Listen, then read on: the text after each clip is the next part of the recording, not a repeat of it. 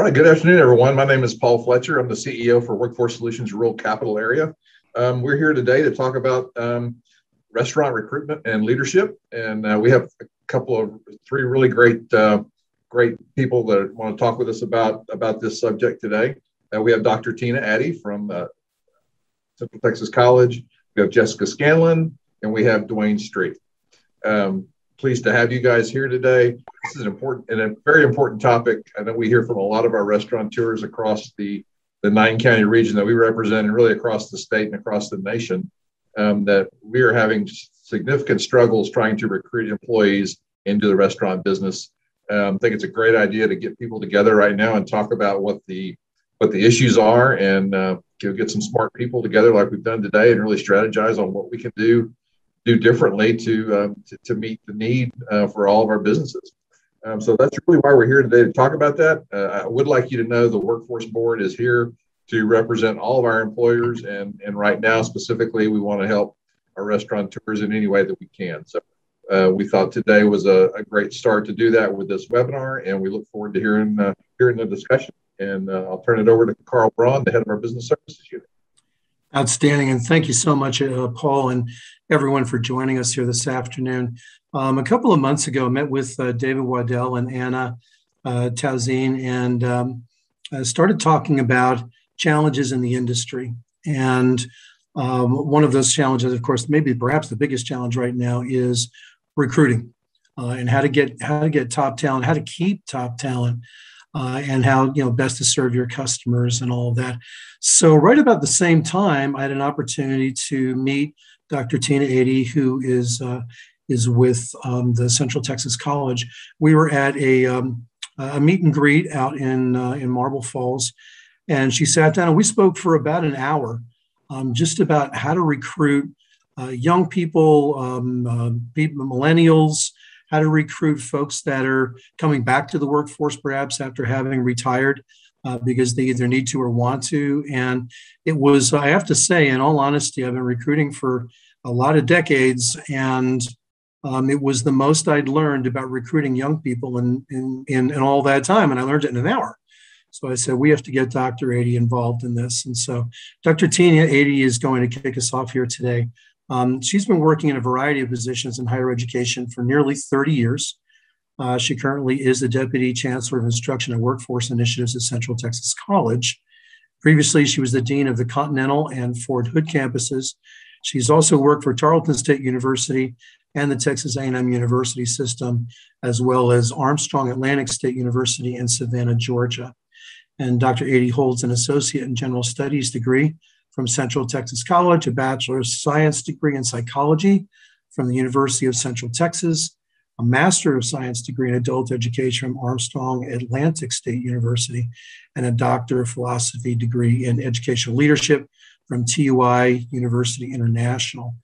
She also serves on the Rotary Club Board in Killeen Heights, Families in Crisis with the Killeen Chamber of Commerce Board of Directors, AUSA Central Texas Fort Hood Chapter Board of Governors. Very, very well placed to tell us some wonderful information today about how to recruit in this industry and how to keep top talent. Dr. Addy, the floor is all yours. Wonderful. Thank you very much. I appreciate the invitation to speak. I don't have a lot of slides, but I'll share with you what I have. Give me 1 second here, and I hope you can see this. Please let me know if you can see the screen okay. See it? Can you see it all right? Yes, ma'am. You should be seeing a few slides. All right. So good afternoon. Actually, we're going to the next slide. Here we go. I am absolutely delighted to talk to you a little bit about the successful recruitment messaging to early entry-level transitioning members in our community. So again, thank you very much for having me. Since I work for a community college, I do have to share with you a little bit how folks from the hospitality industry can get involved with colleges and recruit from there. At the colleges, of course, we teach hard skills. So everyone knows that. Anything from sanitation to safety to baking to cooking to preparing foods to pricing them. We do all that. But apart from that, we also teach quite a few soft skills. And they may be a little bit less known, but these soft skills are extremely important for folks, for students when they go into the industry and get jobs. So for soft skills, we do things like teamwork. I just came from a patio cafe and we had lunch. So students prepare the menu, they buy the food, they prepare the food, they serve the food. So a lot goes with that. So time management, decision-making, making sure they have the right tools, they have the know-how, and really they are lifelong learners. That's very important for students to understand, and really, again, our jobs to prepare those students to come into the workforce. So the second point is the recruiting strategies. So here are some thoughts for you as to what you can do, how you can recruit folks. And so one of them is all us colleges and universities, we have advisory boards. So those are boards that help our departments determine, what do we need to be teaching, what's relevant, how do we refine our curriculum, what techniques are used, maybe what equipment or tools do we need for our students. So it's absolutely instrumental that we have and meet with these advisory board members, and those members are made up out of the community. So if you're interested in that, I would recommend you contact your local college or university and see if you can participate in that. The great benefit for you is you really get to know some staff and faculty in the different departments, and that could potentially be a pipeline for your business. Also, you want to make sure that there are internship opportunities available. A lot of these vocational technical programs require internships at the end of the degree. And so this is a great way for you to get to know students and for students to get to know you and figure out if you're a good fit for each other. Also, we always look for guest speakers. So anytime you approach your school, and when I say school, that might be a high school as well. There are a lot of high schools that offer culinary programs. So if you can be a guest speaker and come to a school, a college, university, and you share a little bit your experience, maybe your success story, what you're doing, where you started and where you are now, I think it will have a profound impact on your students that again, can be your employees. Also, please get involved in your community organizations. And of course, first thing comes to mind is probably the Chamber of Commerce, maybe the Texas Restaurant Association, and that's certainly important. But when you are in your communities, it's really instrumental that you're part of these different community organizations, whether that's your Rotary Club or your Kiwanis Club or your Exchange Club or anything in your community and different boards that you can serve. Like in my case, I'm involved in the Rotary Club. And although we cannot promote any of our business, it's taboo to talk about, everybody knows Tina 80 works for Central Texas College. So I certainly have received requests for information just because, I'm the first person accessible for this organization. Let's see. One thing that our school is planning is to have a samples and sip, a little event for the community. That's our hospitality department in Killeen that's doing that. And so that's certainly a great way to attract people. And it's certainly something that probably businesses, restaurants do as well.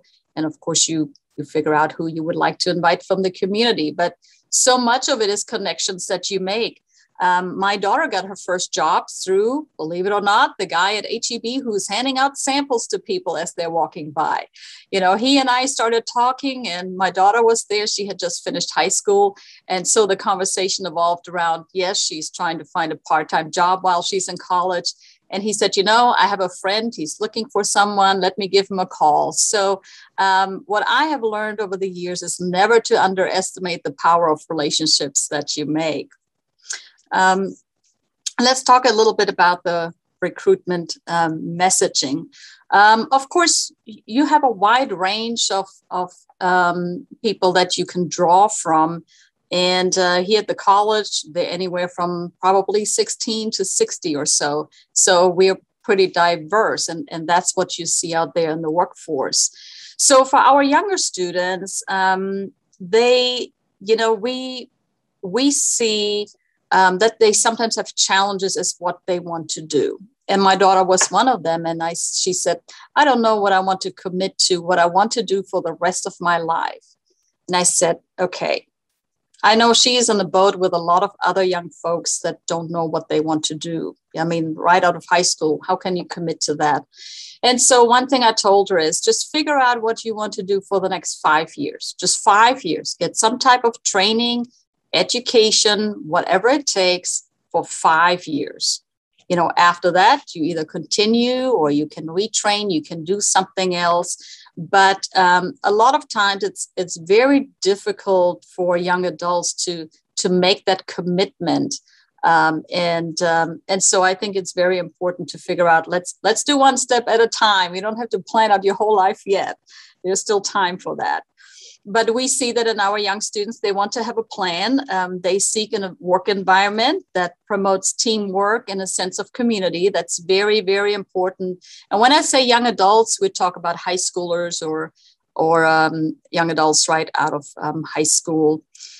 They value very much relationships. They have always grown up with technology. So got to tell you another one here. My daughter said,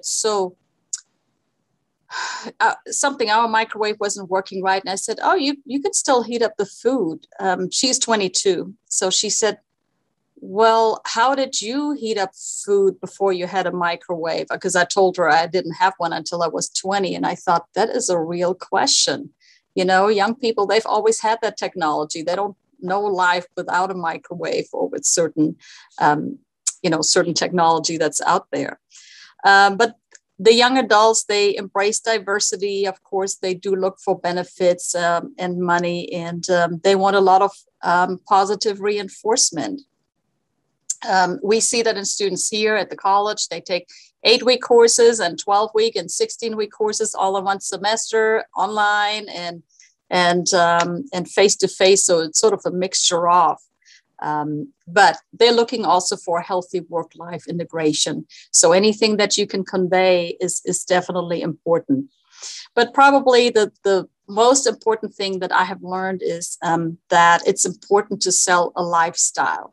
So we are so concerned at the college to sell maybe a degree, and maybe you as employers are concerned about hiring somebody for a job, but we have to create that need. And if you have a young adult there and you talk to them and you have them figure out what do they want to accomplish in life? What kind of lifestyle do they want to have? Maybe they want to have a house and a new car, and maybe 2 vacations a year would be great.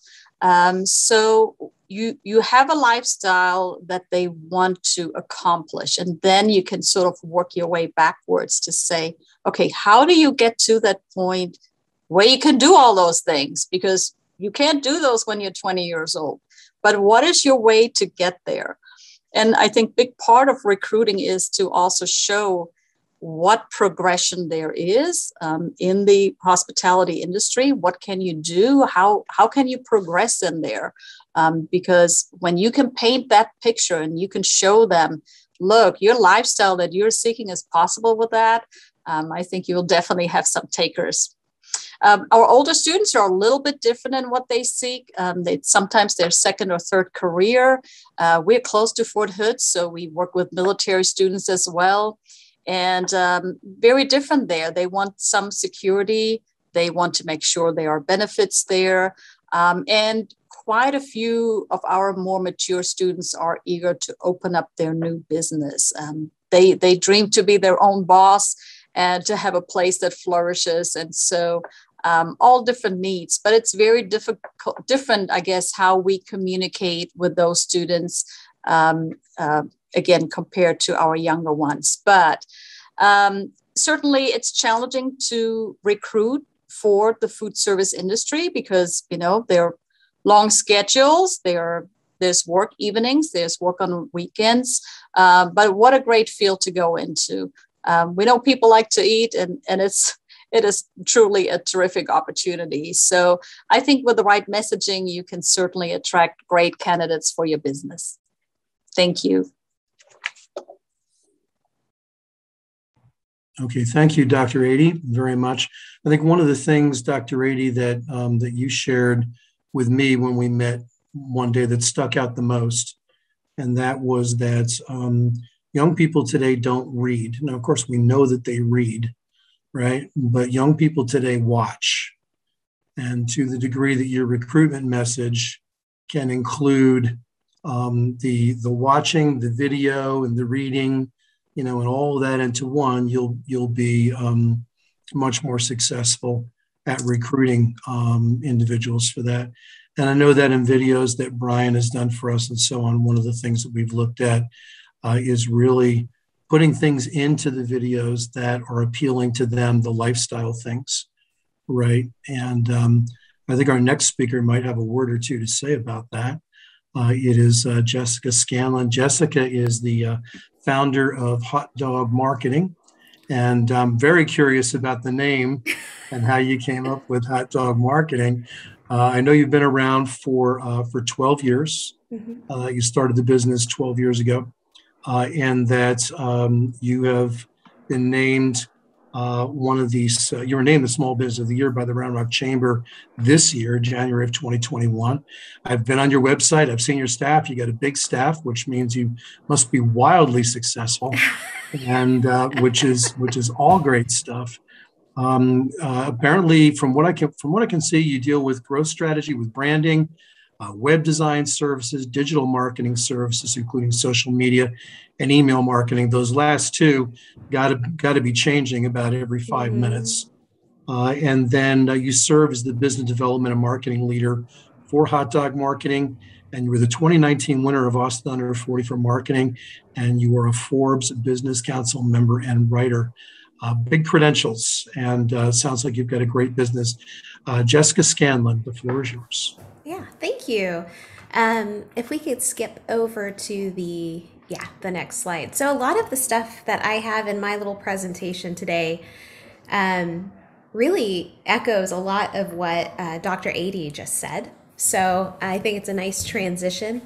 And I got a lot of the content, not just from research, but also from our staff. So my company has a lot of younger people right out of college that come and work for us, and we've been successful recruiting them. So these are a few tips on how you can use social media to help with your recruiting. And these are kind of the 4 categories we're going to go over. Consider your employer branding, do some what you need to research, how you can show off your people, and how you can encourage retention. So we can go to the next slide. The first one is consider your employer branding.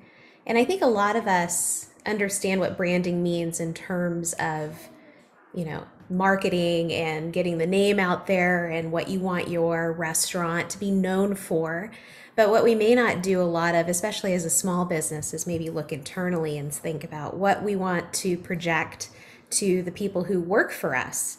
And this is what we call employer branding. And larger companies do a great job with this, but our small businesses often don't stop to kind of consider these things. And if you're trying to attract a younger generation of employees, these actually really matter to them. So take a minute to make sure you understand what your mission and your vision is. Your employees want to know what that is and why they come to work every day. What are they trying to accomplish in the bigger picture? What are your core values? That way you're hiring and searching for a specific type of person. And then when you find that person, they feel special because they fit your core values and they know where they fit in kind of the system you've created for success. One of the important things that one of my employees actually pointed out was, what is your stance on certain issues? There's a lot of stuff going on, and you can attract employees by being the kind of restaurant, kind of business that takes a stance on things that are important. And people who follow or believe in that stance as well are more likely to come work for you or want to work for you. And then what are your goals as an employer? So beyond just, making money for the business, what are you trying to help your staff achieve in their life? And once you kind of have that stuff figured out, it'll make it easier for you to consider the different kinds of content that you should use for social media. And so if you can go to the next slide, doing some research is kind of your next step. You've kind of clarified your voice as an employer. What are you trying to say? Who are you trying to attract? What kind of employees are you looking for? Now you have to go do some research, figure out where you want to find them, right? Where do you pick, what platforms do you need to do your posting on? You don't need to post everywhere. I would actually venture to say that even though LinkedIn is great for employers, generally speaking, for this particular industry, it's probably not the best place to recruit. You're going to want to look at Instagram, Facebook, or even TikTok.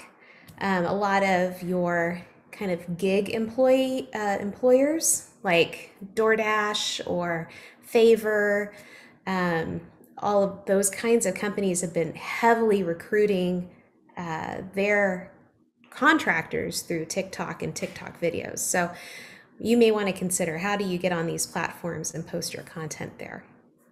In advance of recruiting, you may want to reach out to some of your industry friends, associations, groups like this one, and figure out how you can tag and get them to share your content, right? Because the trick here with business content on any of these social media platforms is it doesn't usually have the same reach as kind of a personal post that you might put on your Facebook timeline. So it's important that you identify people and partners in advance. That way you can tag them and they know that, hey, when they get tagged, they should share this and expand the reach of that post. This was a tip from one of my employees. Put detailed information about the job description in your post. So think about that in advance. Don't just link to some ZipRecruiter job posting or something on your website. Put something attractive in the post and put a lot of meat and details. It makes it more shareable. And that's important because a lot of people don't want to take the extra time to click around and look for that information. You've got lots of groups on Facebook, and some of them are a great place for you to look and recruit within that group. So look for different restaurant groups, foodie groups, things like that. Join those groups and make sure you check the rules. And if you're able to, promote your job postings in those groups, you'll get more reach. Research hashtags. So Flick is a website that generates hashtag ideas. Here are some that I researched for you that you can use in your postings. This will help you get extra reach on Facebook, Instagram, and TikTok. Okay, next slide. Okay, show off your people. So back to that lifestyle thing Dr. Ady was talking about. You're wondering, how do you portray that on social media? And that's by actually showing off your people. So you're used to showing off your food, showing off events going on at your space. Maybe you don't do as good a job showing off the employees that work there. So take the time to highlight employees.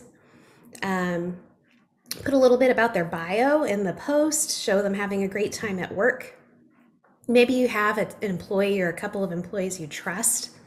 Turn over your social media to them for a day and let them show them what a day in the life of working at your company or restaurant looks like. It's a great way for getting extra engagement and showing off that lifestyle. Record those video testimonials. They don't have to be professionally done. You can just capture them with your phone. You can post them to your Instagram stories and TikTok. That's the kind of stuff that gets shared, and they're likely to share too to their own group. And then the last piece is create a really kick-ass employee referral program. Incentivize your employees to find other employees. They'll do all the promotion for you on social media to get you the recruits that you need. And just be generous with it. Think about how much it costs for you to go find a new employee, what turnover cost looks like. How much money are you actually saving if your employees can just bring you amazing people? Give that to your employees as a bonus for finding someone. And they'll do all the job posting and promotion for you on social media. And the last tip is encouraging that retention. So turnover is expensive. I mean, it's bound to happen, especially when you're working with young people. But you can encourage them to be long timers with you by making sure that you've created a program that makes them feel special. So you can use social media to support work-life balance. And this might be maybe you have a great PTO plan, or you encourage vacations and hobbies or work outside of work, or whatever the thing is that you encourage at your workplace. Have your employees share photos and videos of them having fun and use that in your social media content. You'll look like an employer that really does appreciate work-life balance. If your employees get together and do things outside of work together, or if you do your own company picnics, things like that, make sure you share photos like that within your content. Consider creating kind of a branded hashtag to use with this stuff too. That way, if your employees also post something about them having a great time at work, they're using the same hashtag and it can be collected and followed by people. And then if you have multiple locations or you're a bigger company, consider having just a separate social media account that's just for recruiting.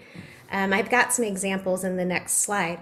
And this is probably overkill if you're a small business, but if you are constantly hiring and you have multiple locations, why not set up a separate account to just recruit?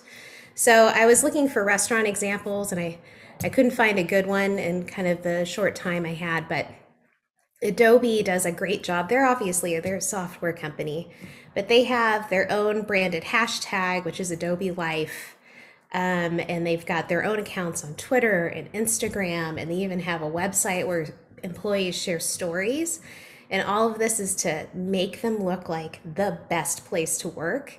And when they are hiring, they leverage these same accounts to post their job postings. So people who eventually just fall in love with the company, really want to work there someday, and then they'll see the job posting in that account that they're following and jump on the opportunity. And you'll have a lot of really great qualified candidates because they already know what you're looking for and they see that in them when they apply. So those are some of the tips that I've got for social media and recruiting. Hopefully you'll find that helpful. Well, great, Jessica. Thank you very much. I'm going to ask you and Dr. Rady a question, and it has to do with money and marketing to young people. And so I'll give you an example. I was selling a car earlier in the year, and I had a young man who was 24 years old, college educated, and wanted to purchase my car. And I said, great. And he says, how much is it? And I told him, and I said, he says, how do you want me to pay you? And I said, in cash. And he says, cash. I said, yeah, cash, like Green, Hamilton's, grants, that kind of cash. And he said, you mean like a cashier's check? And I said, no, I'm talking about the green stuff. Surely you've seen it.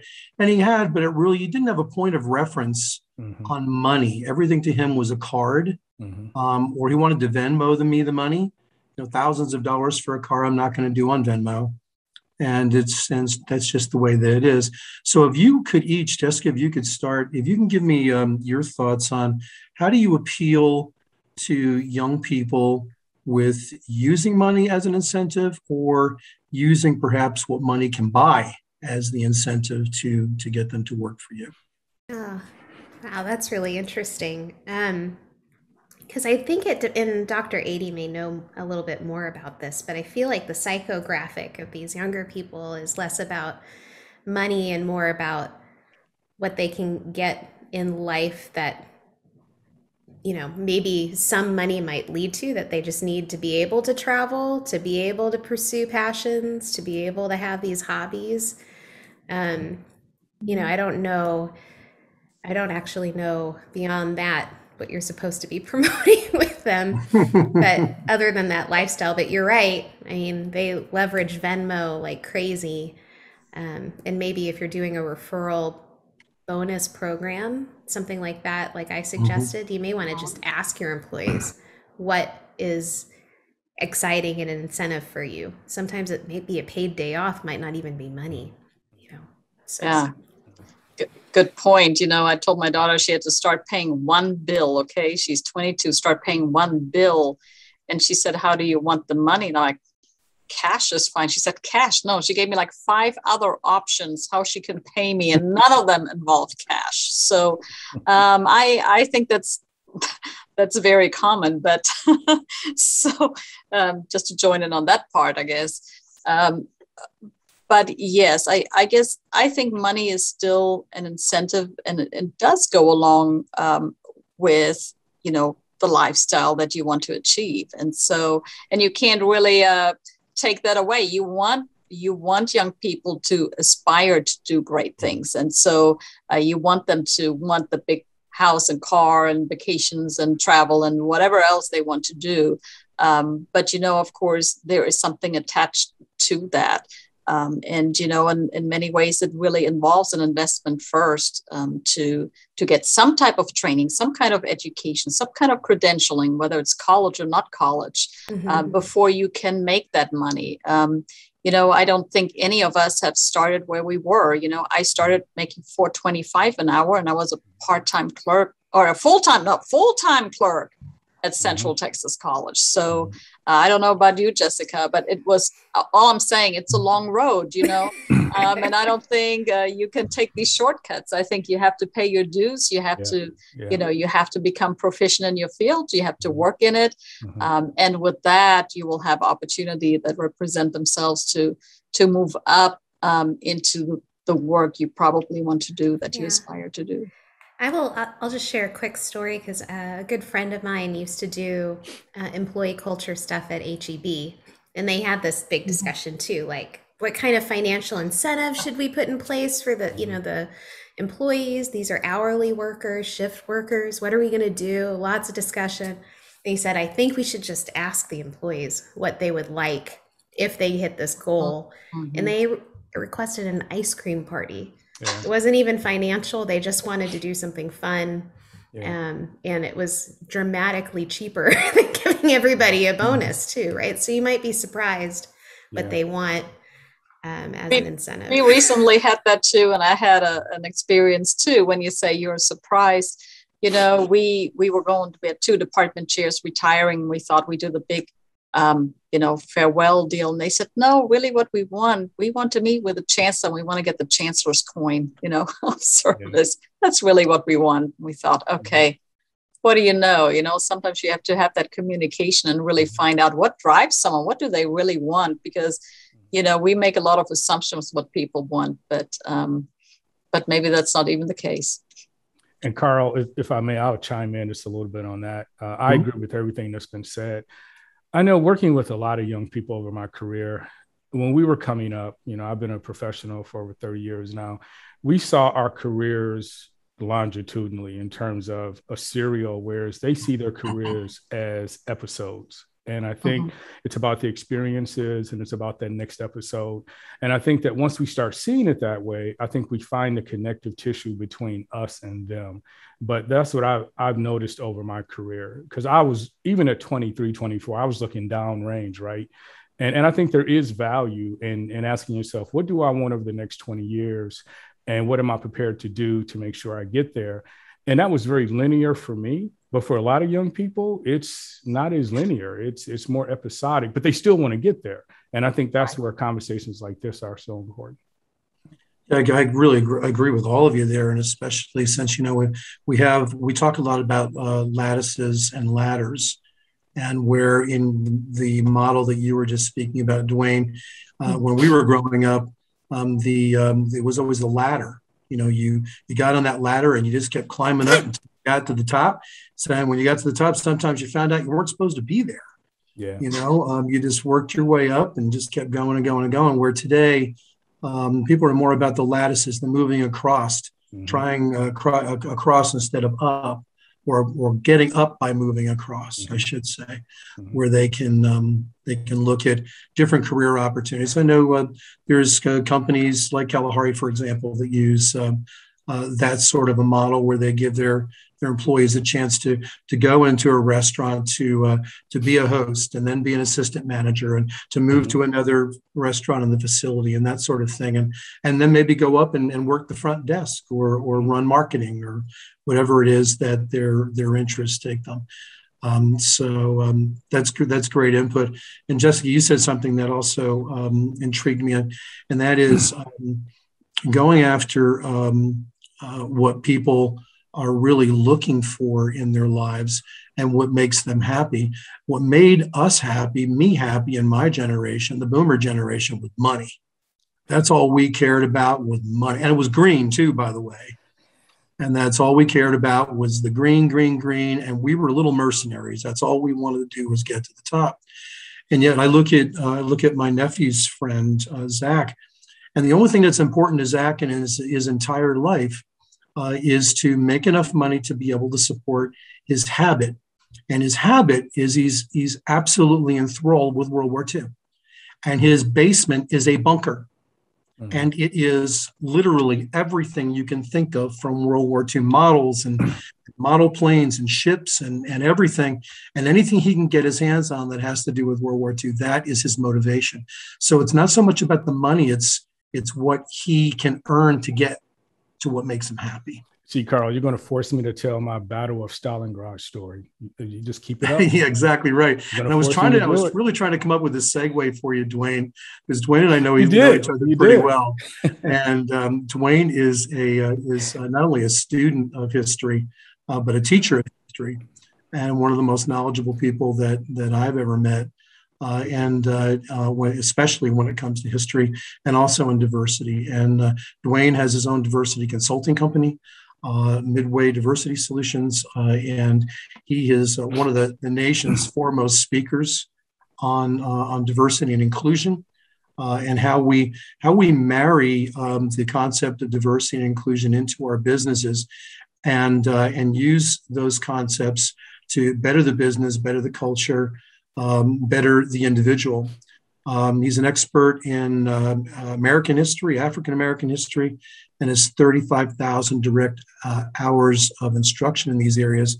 And on the side, when he's not doing anything else, he's the Chief Equity Officer for Round Rock ISD. He also holds a master's degree in adult continuing education from Northern Illinois University. And let me introduce my friend, DeWayne Street. Thank you, Carl. Thank you for the invitation. And it's always good to be back with WorldCap, anything that I can do, because I so believe in the mission. And the workforce and the equity, diversity, and inclusion piece is something that I'm really excited about. I have the experience of being an educator, have the experience of working in workforce. And so being able to listen to these two phenomenal speakers today, I've learned so much already. So I want to thank you too. So what I'll do right now, then, I want to share my screen, and I have like a 15-minute presentation. I'm going to walk through some things. I have one or two short video clips. The concept that I really want to impart today is cultural humility, which I think will go a long way. And many of the things that Dr. Addy talked about, Jessica talked about, because there's this notion that when it comes to diversity, that we have to know everything, because if we don't, we're going to make a mistake. And I think we need to jettison that and create space for people to see the individual, connect with the individual, and be vulnerable. So I'm going to spend some time talking about that. I'm going to share my screen, and away we will go. Let me get rid of this guy.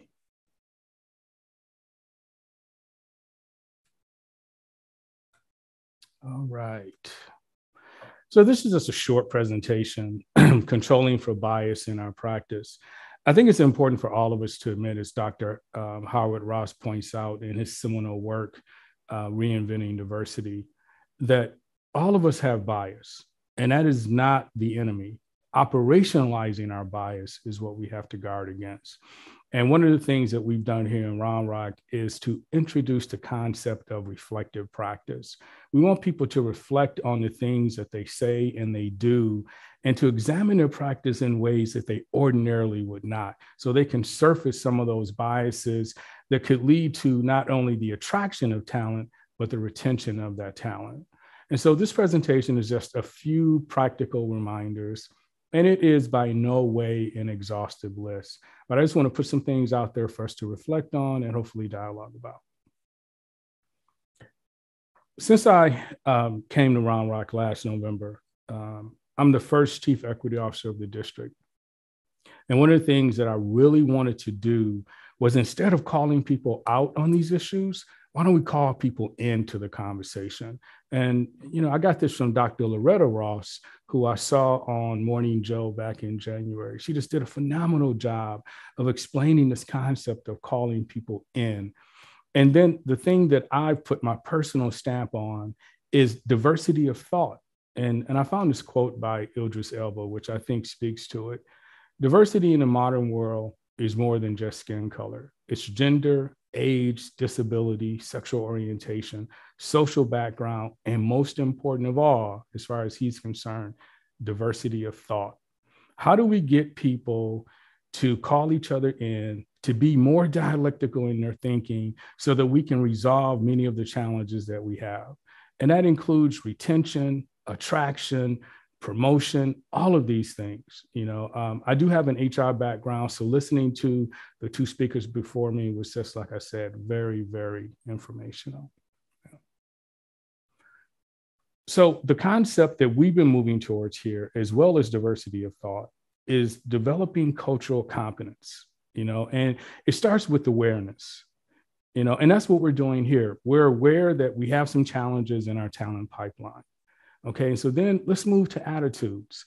Are there some things that we say, we do, that we communicate that could be precluding us from attracting that talent pipeline and sustaining it? And then this is where the professional development piece and conversations like this can lead to increased knowledge. And once we have that knowledge, the goal then is to apply those skills to make sure that we intersect all those negative downrange consequences like high turnover, which turnover is part of our work. We get that, but we want to make sure that we have those long timers, as Jessica pointed out, those people who really buy into what we're doing, who want to be part of the company and who want to grow with the company. So awareness, attitudes, knowledge, and skills. These are the foundational pieces to developing cultural competence. And as I mentioned a moment ago, the goal for us here is to start with this, but we want to move to cultural humility. And I have a short video clip. It's less than 3 minutes that I'm going to queue up, and then we'll talk about it on the backside.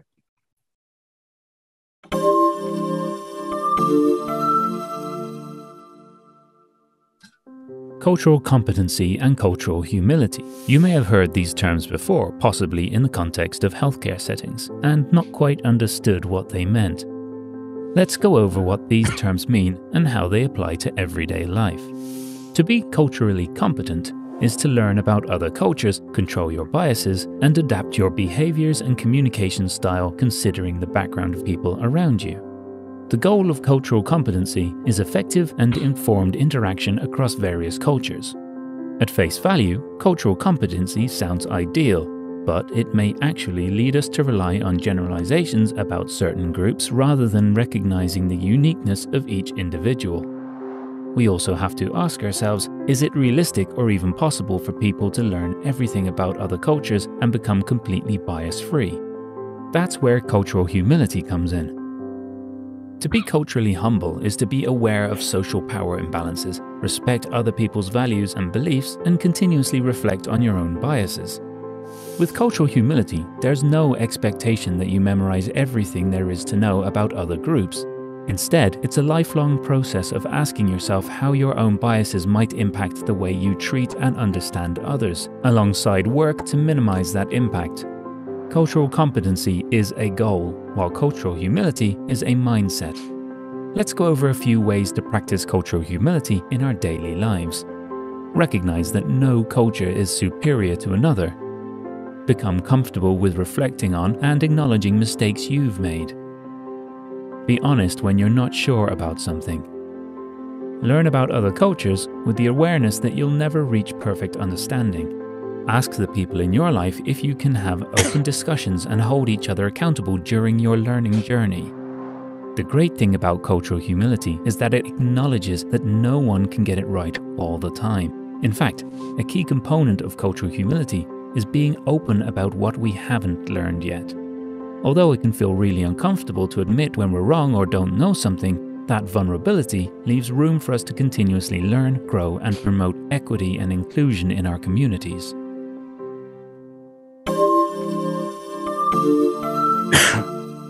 So just a couple of key takeaways before we move on. It's important to admit what we don't know It's important to be vulnerable. We spent a lot of time today talking about young people, and a lot of our younger workers, this is something that they become very comfortable with. And so if they see that we who are trying to attract and retain them, that this is part of our practice, going back to what Jessica said, it's an easier sell for them to join our company. We are in a very tight labor market, as we all know, and everything that we can do to make sure that we're attracting, retaining, getting people to talk about why they should come and work for our organization, all those things matter. It's like F1. All the cars are pretty much the same. It's the strategy and what they get out of the cars that determines who will win. So just a couple of things for you to think about. I know we're going to take questions at the end. So when you look at the video, the last two, how can you apply the concept of cultural humility in your practice? Just something I want us to start thinking about, as we look at our vacancies and as we look at our turnover rate. And then can you recall a time in your practice when you were not practicing cultural humility? I'm very honest with people when I present. My journey has been a 30-year journey. The things that I said and the worldview that I had when I was a young practitioner has been greatly shaped by the journey that I've been on to be a more reflective practitioner. And I like to believe that I'm better than I was, which is what reflective practice is asking all of us to do, to commit to being better tomorrow than we are today. All right. So the last thing, being conscious of our time. So what are some things that we can do when it comes to being more inclusive, being more dialectical in our thinking? Number one, engage in a more reflective practice on issues of EDI. Commit to being better tomorrow than you are today. Conduct an annual good practices audit. These are things that we're doing here in Round Rock. What have we done in terms of setting goals for the attraction and retention of certain groups, and where have we fallen short, so that we can continue to learn and grow, and so that whatever progress we make is sustained, because the goal for equity work should be sustainability, and all of you who run businesses, how important sustainability is, and then routinely examine your data. If you're seeing turnover from a certain group, then let's start doing a root cause analysis. What is it that's driving that? Could it be some things that are going on? Could it be, I know we had a great conversation before this started about, wages. I mean, could it be all those things, and many times it's not just one. And then look for disparities in outcomes between marginalized groups. Are we attracting certain people only for certain jobs and not allowing them or presenting them with opportunities to continue to grow with the company and continue to move on? And if you see these gaps, let's devise mitigation plans. What can we do about it in a non-judgmental, non-fear-based way? Let's be vulnerable and let's ask the question. And then going back to looking at diversity within your hiring practice, retention, and promotions. And one of the things that we're rolling out, another thing I should say that we're rolling out here in Round Rock this week, is every campus will have an equity goal for both staff and the organization. And we've just devised a cultural competency assessment tool so that every practitioner can see where they have gaps in terms of cultural competency. And I think other industries are going to start looking at things like this, because where we can see our gaps, we can close them. Where we don't see them, that's usually a blind spot for us. And then the last thing I want to just put out there for all of us to reflect on is, don't let fear keep us from engaging. I know these conversations have been fraught with drama and acrimony. I don't believe they have to be like that. Lead with facts. Let's dialogue, let's be vulnerable, and let's hold each other accountable. All right.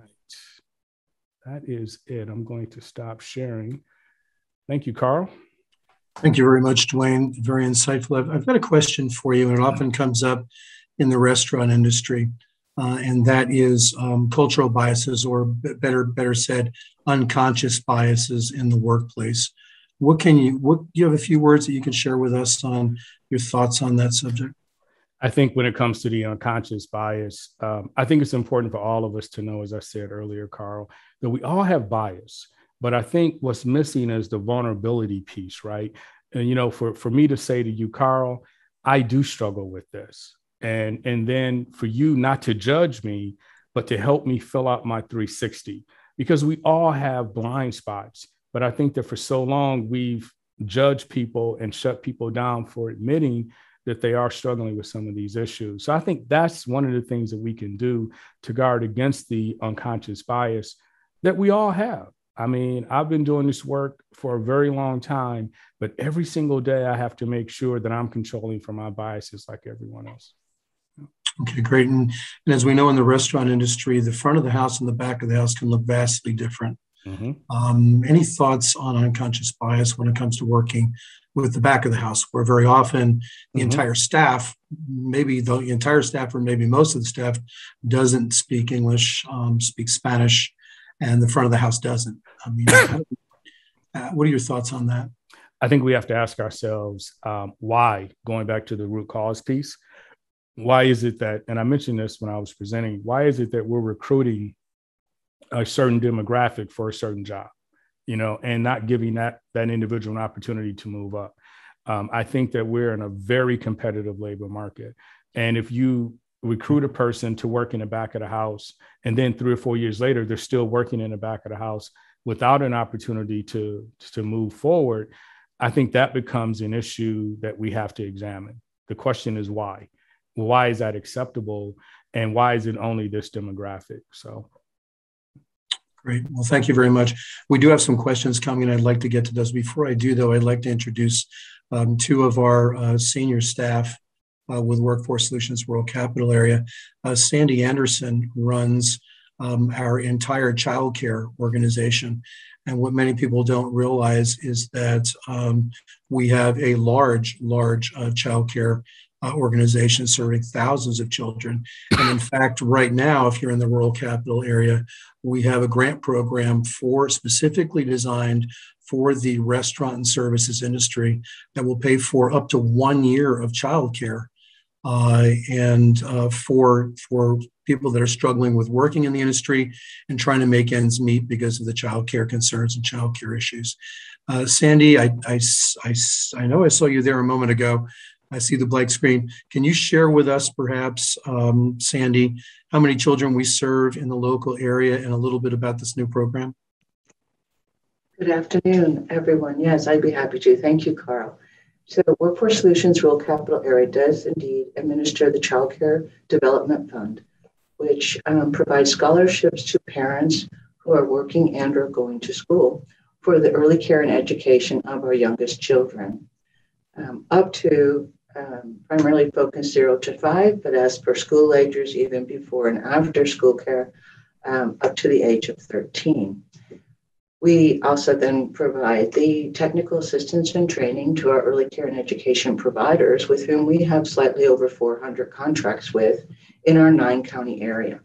And then we also pay the providers. The Texas Workforce Commission, as well as, of course, Workforce Solutions Rural Capital Area, is very committed to helping with the economic recovery. One of those is to provide child care scholarships to eligible families who are serving in the service industry. One of them being food, arts and entertainment, accommodations, and food, and the retail. Our parents, our qualifying parents, can receive up to 12 months at no cost to them, childcare for their children, receiving that in one of our providers that is contracted. And generally speaking, the income threshold, for example, for a family of 2 is slightly over $43,000. So that's at or below 75% of the state median income. And then the parents and the family must reside within our service delivery area, which of course in rural capital is the 9 counties surrounding Travis. While they are receiving this scholarship at no cost, we would also want to encourage them to apply for our long-term child care services program. So after the 12 months, they hopefully would be able to be pulled for a long-term scholarship assistance. So that's the childcare services in rural capital. And as Carl mentioned, we currently have serving over around 2,300. That's not counting our other populations that we serve. And with our service industry, we're looking to hopefully serve close to 1,200. So please do, we encourage you all to perhaps see this as both a retention and a recruitment support for your parents that have small children who are working, and for those that would accept a position if they just had that childcare support. So our application is online. It's a fairly streamlined process because we want very much to support the industry as quickly as possible. So thank you, Carl. Yeah, thank you, Sandy. And I know that we were meeting with the mayor and a team of folks in Llano, Texas last week. And when we did, we asked them what the number one issue facing them was. And of course, they all said money, right? It's how much money do we pay everyone? And how do we run our businesses when the demand now looks, is approaching that $15, that mythical $15 an hour that no one ever thought we would get to. We got to in 18 months with COVID. And so, how do we run our businesses? But a very close second was childcare. And if when you rationalize that the cost of a child to go through a licensed healthcare provider is what's Sandy, about $880 a month, something like that on a per child basis. And so that's real money. That's real money that's going out the door. You have to have your children taken care of. And if you can't pay for that, then how do you go to work? And this is a great opportunity through Sandy's group, specifically designed for your industry, that pays for 1 year. Now, what happens after 1 year, we don't know yet, but it pays for up to 1 year. And 1 year, times $880 a month is a lot of money per child. And so if you're thinking in terms of money, then just do the math. If you're thinking in terms of, getting, great childcare for your children, that you're getting subsidized, then it's awesome. I know my grandchildren, when they first were young, they were sitting in front of the television with an aunt watching SpongeBob SquarePants and eating Cheerios and Captain Crunch. And that child went to Goddard because we just simply didn't want that child growing up, knowing everything there was to know about SpongeBob SquarePants, but knowing nothing about anything else. And so please, if you are a restaurateur, a bar owner in the service industry, take advantage of this. This is a benefit that you can offer your employees right now, right this minute. Fill out the application. It is very simple. And then also joining us today to talk about labor market information briefly is Eugene Ratliff. Eugene is on our board staff, and he is our analytical person extraordinaire, and would like to share some information about some of the resources we have for you with labor market information.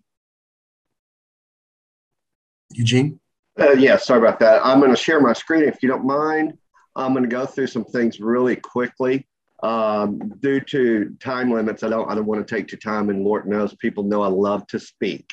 Hopefully you can see my screen, and it should say Texas Interactive Workforce Data. Carl, please let me know if it does. It does.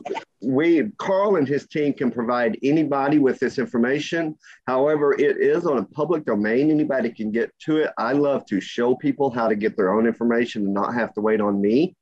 Some of the stuff that we're going to look at is in a rural capital area wide, and therefore it's the 9 counties combined. When you're in Williamson County, as opposed to somebody over in Lee County, things are quite different. To break it down by the county level, we can do that locally here. You may not have access to it. This website, my apologies for not having it, it's very simple. It's lmci.state.tx.us. Lots of information is on this website. I always encourage businesses to go to the very first link, which is Texas labor market information. Once you click on that, you can come up to many, many more different types of labor market information.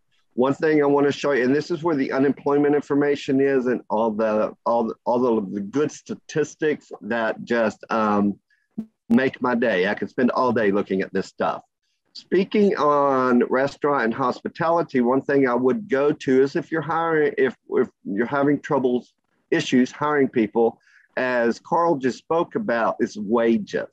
Now, granted, these wages are a little behind, but if you were to click right here on occupational employment and wage statistics, I've already got these screens set up for you. You can come in, and we are the rural capital area. You come in and say you want all the occupations. Come on down here. I just typed in rest because I'm one of those people that cannot spell restaurant as hard as I try. I keep wanting to put an R where an A belongs. And so then I chose on restaurant. And I said, I want all the wages by hourly. If you come on down here, it will show you the occupations in alphabetical order. And I'm trying to move some screens around where I can see what I want to see. And you can come down here and let's just say bartenders, cashiers, cooks, fast food, cooks, restaurants. You can click on that. I'm going to have to come down a little bit. It's going to show you approximately how many people were employed in a specific quarter. The mean wage for cooks in a restaurant at $11.91. Please remember, this is 9-county area wide. Entry wage, and it goes all the way on over to who's in the 10 percentile, the median, the 75, the 90 percentile. This is fabulous information. It's great to go look at, sort of let you know, are you in line with the wages that other people are offering? Granted, this is about a couple of quarters behind information. Things have changed recently. This is a fabulous website by Texas Workforce Commission. I'm going to click over here on another. With that said, let me do something else real quickly. My apologies. I'm going to quit sharing. Well, actually, I'm going to do a new share. And come, where am I at? Come right here. Hopefully you're going to see a spreadsheet right now. Please, Carl, do you see that? Absolutely. Okay, as you can see, I have gone in and looked at all of the industries with the 4-level NIC code, which is the industry codes. This is the rural capital area only, our 9 counties. You will notice, of course, elementary schools and colleges, they hire the most people in our area, which is generically a lot of places are like that. But restaurants and other eating places are the second highest industry that hire the most people in our area. That means that you hire our workforce, period, end of story. They're starting there, they're ending there. The restaurant industry is the second highest industry in our area. What is very interesting and this I'm going to segue into lattices here, that people may not realize, right here, this 101, that is the average number of occupations in the restaurant industry.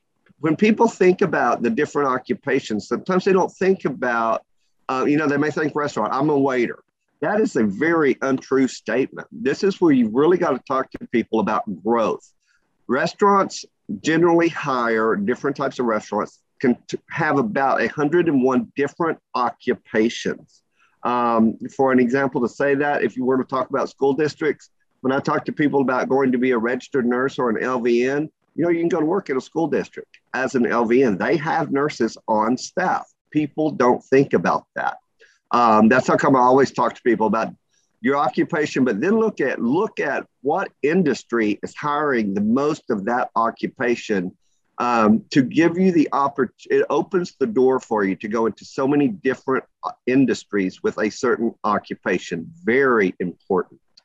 And speaking of childcare, and I had it highlighted, so I thought, and now I do not see it. Here it is. There are 300 industries on here. Childcare is the 29th ranked industry of hiring the most people. That is a very, very, very important industry. So let me stop sharing that. My apologies. I'm trying to go as quick as I can. And I once again apologize if I'm going too fast. talking about occupations, Carl spoke about back in my day, I'm right on the borderline of the baby boomer and the generation Xers. You know, everybody just forgot about us. So this is our website, Rural Capital Workforce Solutions, RCA.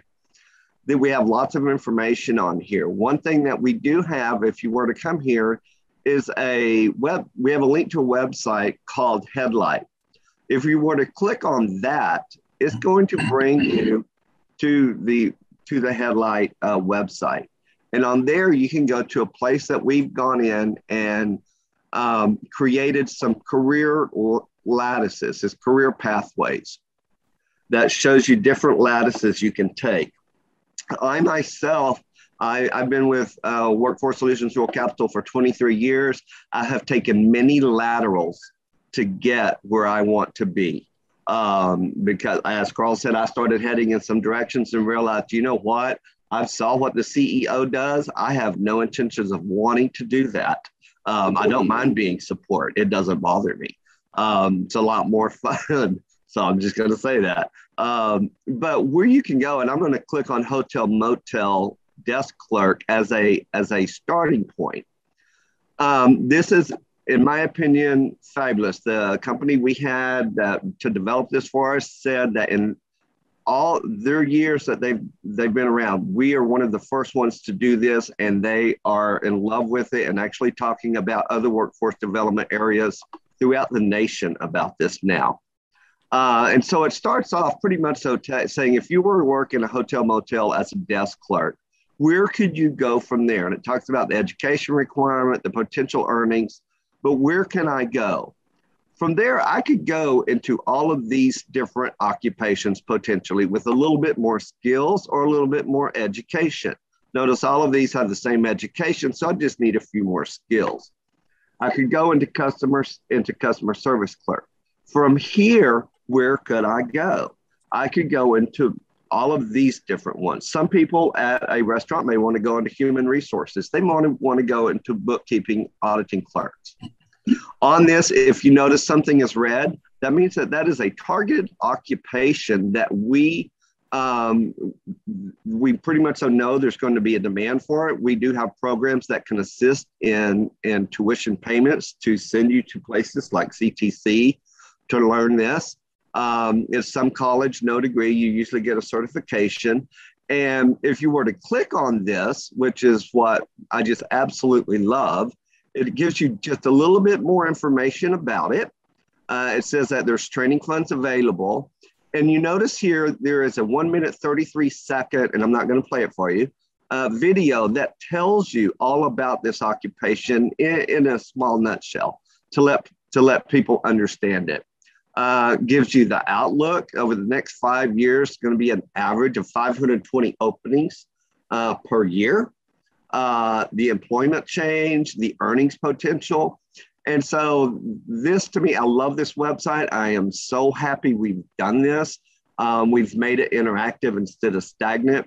All of this information is tied to places that as the information updates, this website updates. And it just takes you all the way through to show you the different lattices and the different directions you can go in, which is, to me, fabulous for your workers to view. The last thing I'm going to say, and it's a fabulous article I just want to tell you about. I was on a conference call last week. Hopefully you're now seeing something called the demographic drought.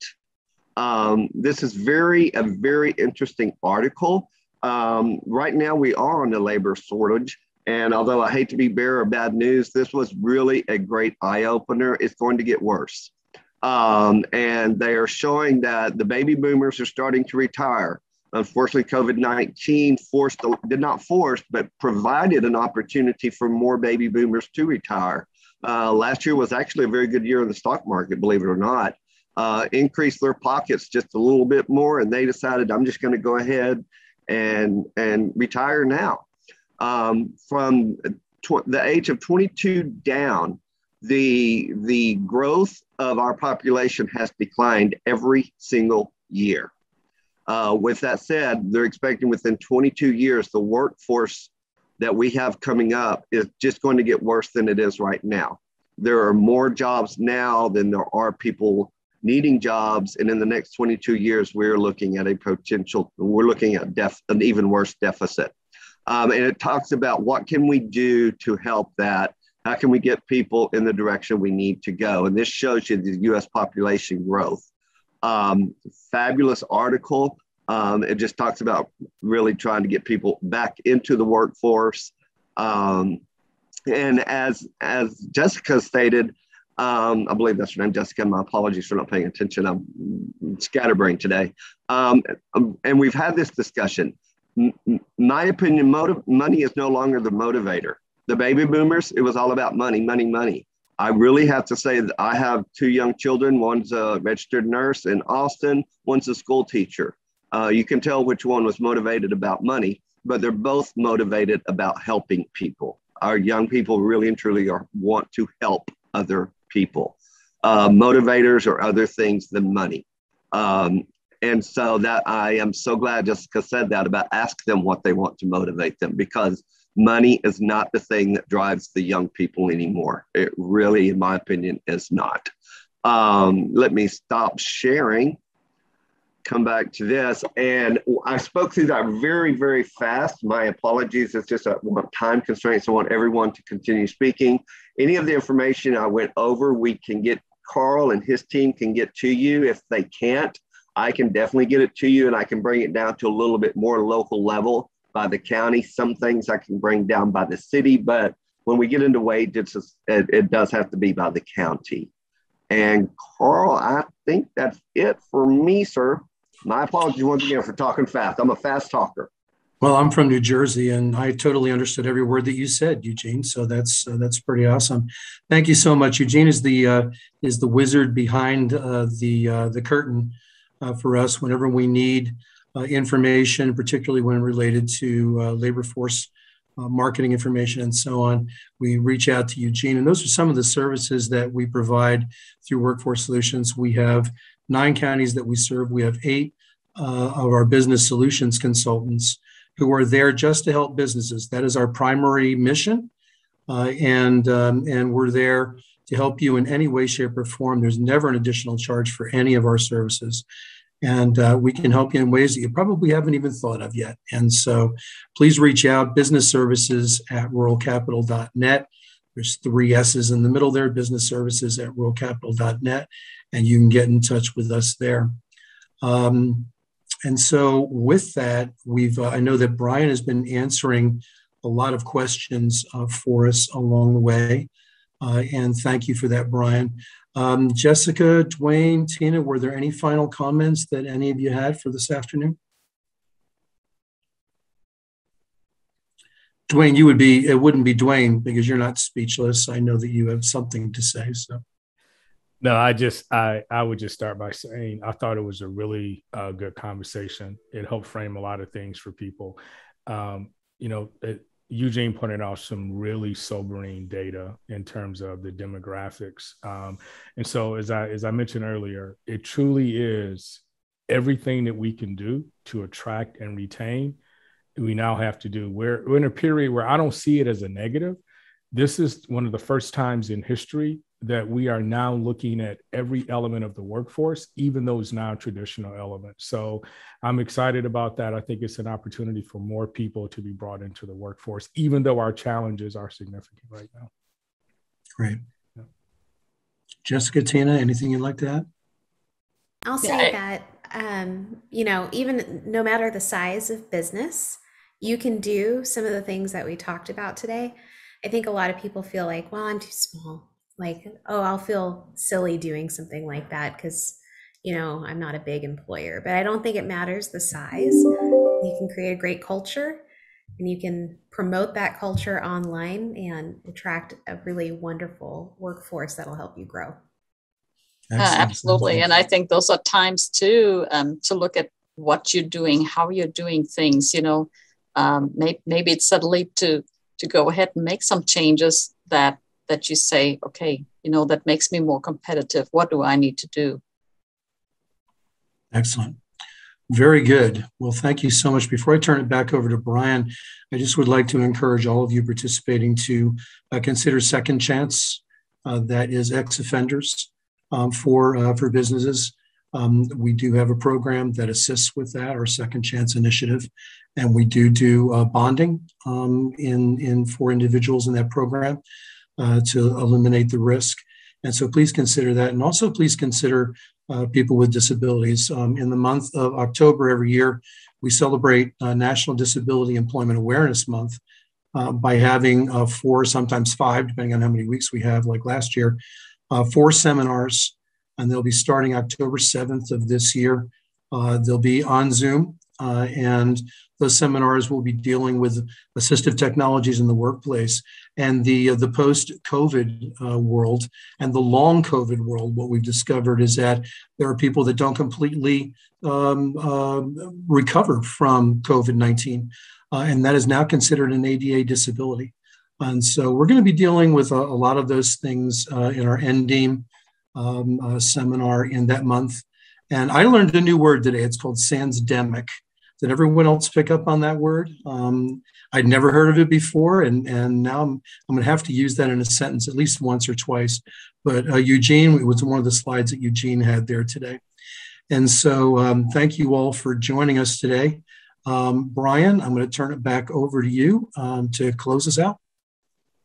Great. And we're going to go ahead and actually welcome Paul back. Good afternoon. I want to thank everybody for joining us today. I'd like to certainly thank our 3 speakers. They provided a lot of great information about what's going on and from their perspective regarding recruitment and regarding employment in general. So thank you guys for your time today. I want to thank all of our participants for joining us. Hope we all learned something. Eugene was insightful as always. Carl, I know your staff are standing by waiting to help. If you're an employer out there and you're in a position where you need to hire people and you're struggling to hire, please reach out to us. Brian has included a lot of good links to all the speakers that were there today, to a lot of the material that was presented today. It's there for your convenience. And if we can do anything to help you in your endeavors as an employer, as a business in our 9-county area, please reach out. We'd love to work with you and help you going forward. So thank you guys for your time today, and everyone enjoy the rest of your day. Thank you.